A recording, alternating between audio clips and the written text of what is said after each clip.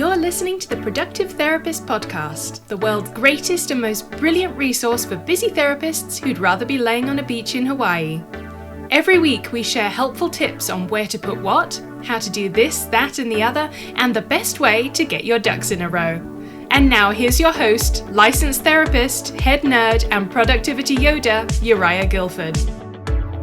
Hello, and thanks so much for listening to the podcast. Today, I'm joined once again by my fearless co-host, Trisselle. How are you today? I'm doing well. How are you? I'm doing good, thanks. Good. I said fearless because you're almost up for anything that I propose. Yep. However, the things that I propose... I like a challenge. You do. I like that. Mm-hmm. It's fantastic. However, I've never asked you to go bungee jumping, though, so there must be a limit to that. I'd have to think about that one. Yeah, I don't know if I would do that. If you had to choose between bungee jumping, skydiving, or what's another good one? Swimming with sharks. What would you choose?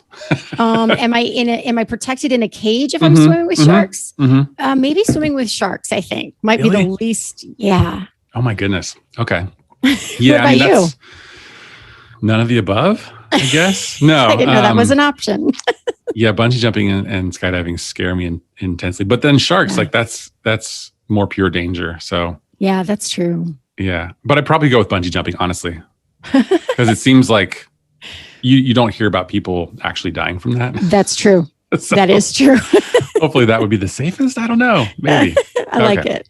But this is actually not our topic. So no, it's not. Today, we're actually going to talk about the 4 daily productive rituals. And this is based on a book that Trisselle and I and Jamie, our other leadership team member, just read recently, which is one of the most recent books from Michael Hyatt and Company. And it's kind of a nice one because it's very tactical and practical, but it's also pretty short, right? Yeah, I loved it because as I was reading it, I saw ways to apply it not only to business, but to my personal life, which was really useful to me. Yeah. So the subtitle of this book is Design the Daily Rituals That Help You Win at Work and Succeed at Life. And the book actually presented an idea that I've not thought about, well, in a way that I've not thought about it, in terms of habits and routines being a form of self-automation, which is pretty neat. And it ties in nicely to the 3 keys of productivity that we talk about a lot. One being, of course, automation. And but it's true. If you think about it, habits and routines are things that are so dialed in to your brain and your body that you do them automatically without having to think about it, which is brilliant. Right. It was so obvious after I read it. I'm like, yes, but I didn't think of it beforehand myself, but it made so much sense. Totally. So I'm curious. I actually don't 100% know the answer to this question, but are you the kind of person that has like a specific and detailed habits and rituals already? I do. I'm a planner. I like things on a calendar. So I am, but I definitely saw ways to improve after reading this book. Yeah, for sure.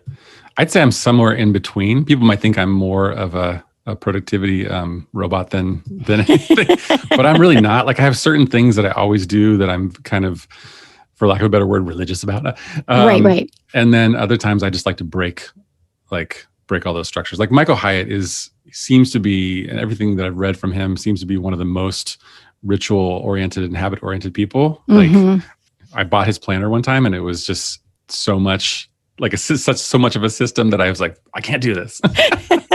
That's interesting because I thought about that planner, so I'm glad to have your feedback on that. It's really good. It is really good, and I thought I might try it again. So, quick overview: the 3 components of this book. They talk about habits, they talk about routines, and then they talk about batching.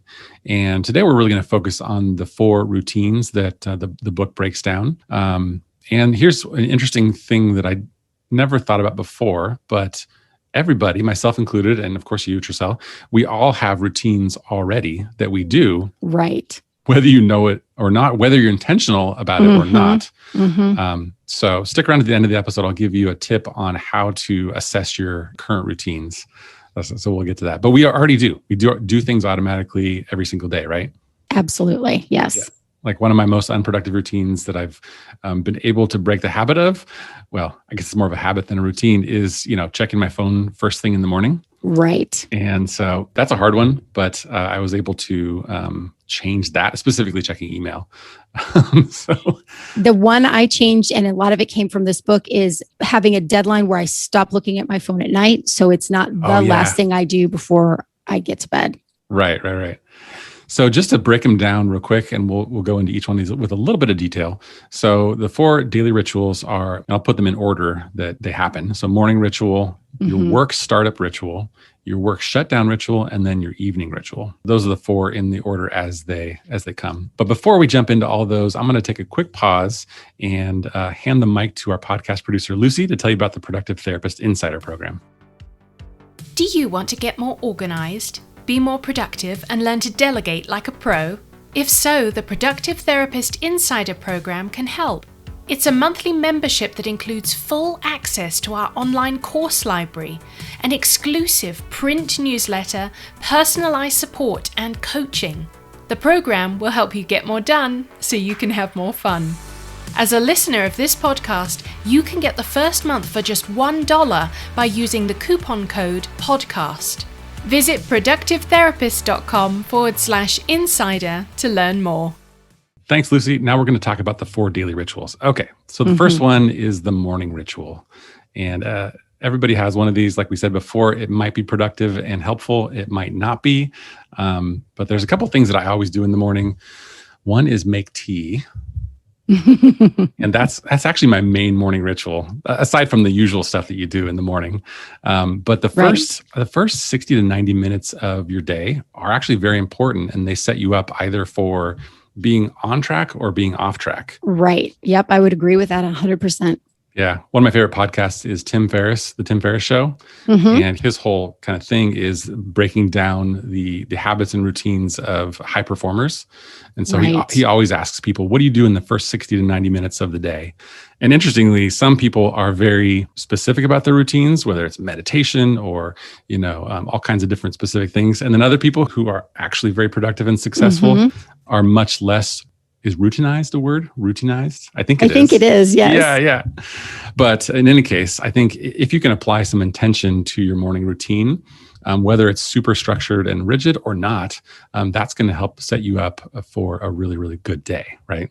Yes, definitely. One thing that I do is I drink water. I try to drink water first thing in the morning. If I start that, then I will be better at drinking water throughout the day if I start with water.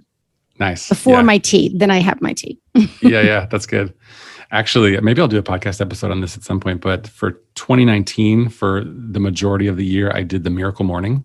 Have you heard of that? I have, and I read the book. Yes. Did you? Okay, nice. Yes. And I did that. I stuck to it for at least 6 months. I can't remember exactly how long it was, but that was really, really helpful. And I liked all the components of that. Yes. Really nice. But now, the funny thing is, currently I've moved to a much simpler morning routine where I'm not doing a whole lot of things, but it seems to be working just fine for me too. However, I think you have to find a balance, right? Because otherwise, for me, then I feel like I've got this schedule that I have to follow, and it kind of should be enjoyable and get you going instead of already being like work. Definitely. Yeah. When it gets to be a question of why am I doing this? Is this helpful? Right. Then I know I'm ready to move on. So right. Yep. But the next one is the work startup routine, which is followed by the work shutdown routine. I would venture a guess that most of the people listening to the podcast right now, myself included, have not been very thoughtful about how we start work and how we end work. Right. And based on your talks with all the therapists that we help through Productive Therapist, would you say that's probably true? I would agree. That's absolutely true. And I didn't realize I wasn't being very productive with either of these things until I read this book. Right. Shines a light on some of those things. Not always the best thing, but right. So in the book, they define the work startup routine as basically what happens from the moment you arrive at work. So obviously a lot of us are still working remotely. So, when you arrive to your workspace and whatever you do in the first 30 minutes or so. And the book recommends a work startup routine and a work shutdown routine that takes about 20 to 30 minutes. So it doesn't have to take a lot of time, but it's just designing what you do first and what you do last to kind of bookend your workday. And I would say that I'll give an example from this morning. And I'm not always perfect with this, by the way, but by no means am I always super hyper productive. But this morning, I had a really productive morning because last night, I set things up for this. But when I got to my computer this morning, I had minimized every single window on my computer. And the only thing in front of me was an open document with a few lines in it which was actually, funny enough, the outline to this podcast. So the most important thing for me to do this morning was to finish this outline so you and I could record this podcast. Right. And when I got to my desk, I had my tea in my hand, and the only thing that I was prompted to do was the most important thing. So I did that for, I think it was like 30 to 40 minutes. And then I did a few other things and then continued my morning. But, that was so great versus, getting caught up with mostly email, right? Right. Or other things. Yep. Yeah. What have you changed about your work startup routine? Well, you're right. We do have habits or rituals that are taking place anyway, and you probably have a work startup, but it might not be serving you well. And so I actually start mine the day before, where I review my calendar to see what I have going on the next day. So I'm mentally prepared for it. So that's what helps get me going for that work startup. Nice transition to the work shutdown routine. Yes. Which, the work shutdown as well as the evening routine prepare you for a good morning the next morning, as well as a good sort of start to your workday the next day. And I would say this is one of the smallest but most helpful things that I took away from this book and implemented. And I always love that, the easy change that makes the biggest difference, right? Right. Yeah. So part of my work shutdown routine now is to, I don't know why I never thought about it, but is to actually close my email tab. So close my, wherever I'm reading email, I close it down so that it's not even open, so that I just have a little bit more friction to go check my email in the morning specifically. Right. So that signifies like, hey, emails are going to come in after 5 or 6 p.m., whatever that time is. Right. But I'm not going to check them till the next morning. So that's really helpful. And the book says that using that last 30 minutes of your workday and wrapping things up and maybe reviewing the next day, like you said, allows you to leave with a sense of accomplishment and kind of have an end to that time of your day. Because the problem with, certainly in the last year and a half, but even before that, is that busy therapists, entrepreneurial therapists, ambitious therapists, right? Their work bleeds into so many different areas of their life. Right. Because they're seeing clients, and then they're trying to work on their business and do all the things. And the ideas never stop, right? For a lot of us. Sure. And so we have to create these boundaries for ourselves so that we can actually be more focused and get more done too. What I liked about that is that keeps me from scheduling anything right at the end of the day, because then I would feel rushed. I've got to finish this. But if I can leave myself that 30-minute buffer zone, then I finish all the things I need to before that. And then I can kind of tie up any loose ends, but not get involved in a big project. That's what I'm trying to say. Right. Because sometimes I'd be in the middle of it, and then it would be very easy to keep going because you're in the middle of a big project. So giving myself that buffer has really helped. I don't know about you, but for me, trying to tackle any kind of big project or anything that uses a lot of brain power at 3, 4, or 5 o'clock, it's not a good idea. It's not happening. Not usually. No, I'm pretty much done by then, at least with my current, workflow and situation. Right. So last up is the evening routine. And if I'm being honest, probably the one that I need to work on the most, because it's easy to slip into bad habits when you're tired. Yep, and, me too. Been through a lot during the day. But the book talks about how this is preparing your mind and body for restful sleep, which anybody who's listening to this most likely is a therapist, understands the importance and the power of sleep for mental health and for productivity.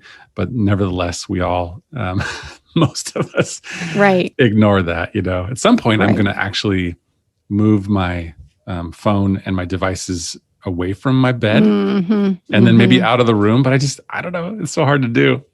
What if there's an emergency, right? That's what you're thinking. Yeah, right. But it's much better to do the things that kind of calm you at night. And we don't need to get into all the things around sleep hygiene. Probably a lot of therapists understand what those components are. But really, really important to be mindful, if you will, about the evening routine so you can sleep well, so you can recharge. And actually, another book. What book was that? The book called Effortless that I just read was quite good. And he says, the author is Greg McEwen, and he says, only do as much work today as you can recover from. Oh, wow. Which I'm not exactly sure how to measure that, but you kind of know when you've overdone it, right? So it's important to rest and recover so that we can come back with a good amount of energy and, being ready to see clients and work on our private practices and those kind of things. And I think, you mentioned entrepreneurial people, therapists, or anybody in general. That will be one of the problems for me. If I start too late in the evening thinking about something creative, that will disrupt my sleep, because then that's all I'm thinking. What if I did this? What about that?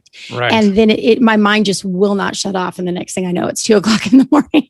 Totally. And the best thing I've ever done for that is to put like a notepad and a pen next to my bed.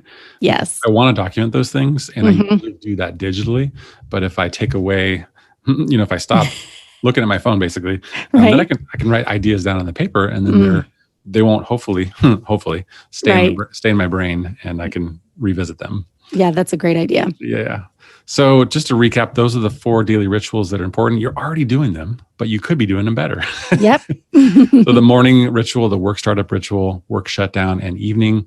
And, the most important thing is just to set up those daily routines that help you accomplish your important tasks and projects. That's what we're all about. Right. Making sure you make progress on your big goals and dreams so that you love your life while you're changing the world. So the next step, real quick kind of thing to leave you with is, and I did this, it was super helpful, is to actually sit down and write down your current rituals. Just run it through your head. Maybe what you did this morning, what you did today, what you naturally do on autopilot without even thinking about it. Step by step, every single thing. Brush your hair, whatever you do, right? Right. And then take a look at that, and then you can assess like which one of those things are serving you and are giving you sort of good results, and then which ones are clearly like, oh yeah, maybe I shouldn't watch Netflix until 11:30, right? Or whatever that might be, right? Yep. So there you go. Thanks for listening to the podcast, and hope you have a good day. Bye, Tricelle. See you later.